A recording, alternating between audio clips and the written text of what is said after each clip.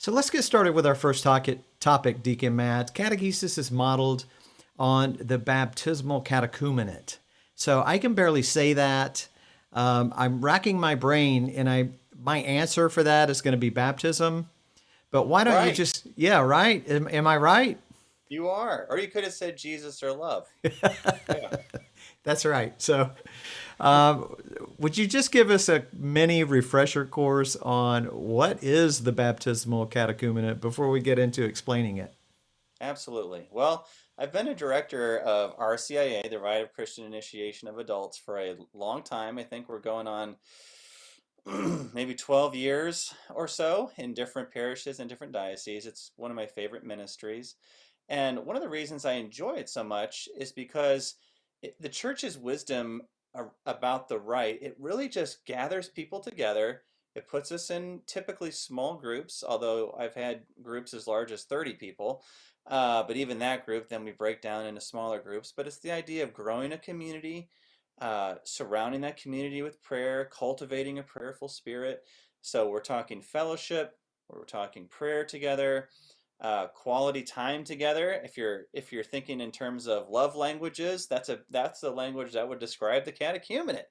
And what's the purpose of it? To prepare this group to become disciples, and not individuals, but disciples together in the larger community of believers. Now, there's some things we have to do to get ready, and the church knows this. So the church gives us these little stages, and it's these stages that I really want us to keep in mind when we catechize. Because a lot of times when we catechize, we do it in these confined, sometimes pressure-filled sessions, formal sessions, typically in a classroom, but ever since COVID and maybe a little bit preceding it, some more hybrid opportunities or even fully remote, so catechesis online, but they tend to happen in these little periods.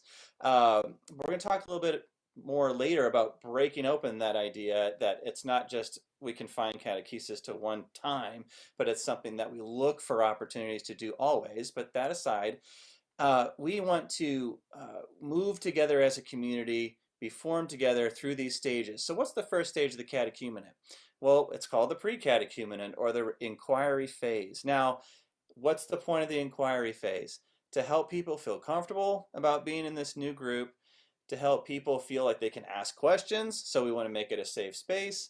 And it's a place to begin to exchange stories about who we are. So, we're trying to find out about the people that we're on this journey of faith with.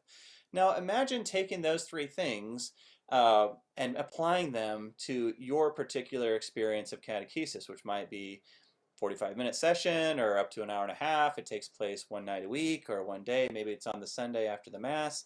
But imagine if you put some emphasis on really getting to know the children or the teenagers or the adults that are in front of you, really understanding their bios, taking time to get that story. And why are those in stories? Why are those stories important?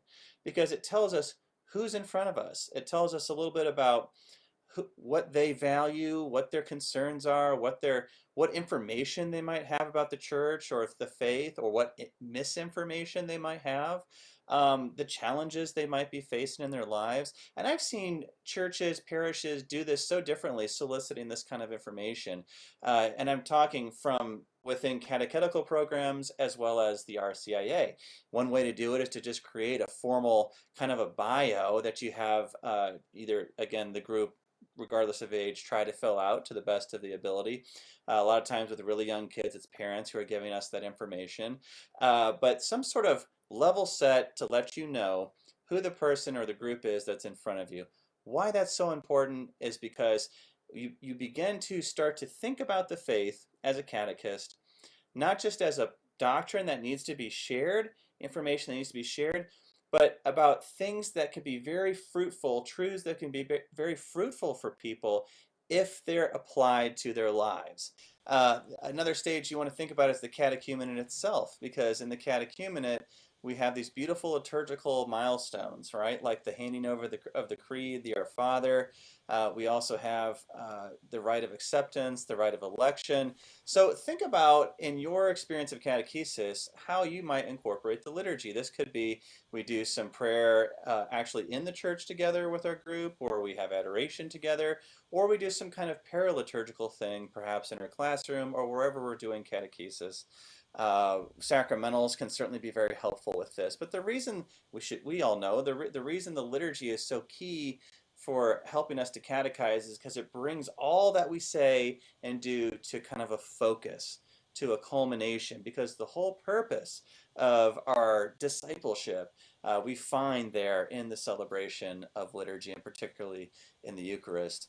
And finally, what I want us to think about in terms of the catechumenate and catechizing is the idea of mystagogy. So we've received our sacraments, and now what do? We just send them on their way and hope they stay in church? No, we want to continue to engage with our group, and we really want to have conversations around their journey of faith now, and especially from the point of view of sacraments and their experience of the sacraments. Do they find the sacraments having any real bearing on their life? And that brings us back to the initial comment.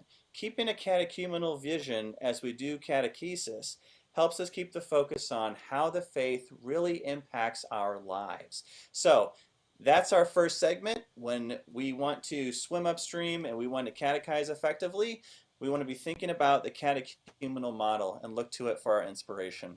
Annie is killing it with the comments. So Annie wants that gift card. So thank you, Annie. That's Go, really. Annie, go.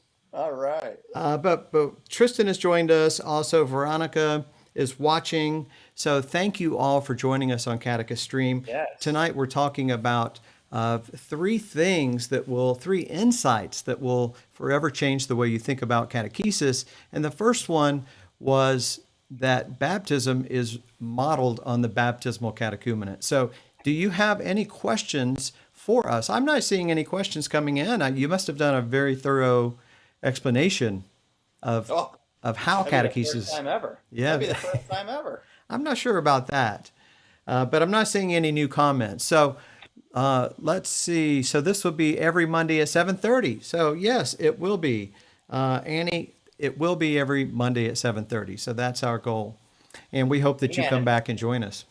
Let's see. Who says this? I'll have to rewatch Annie because I spent most of the time trying to get my name to show. So, well, thank you for trying that.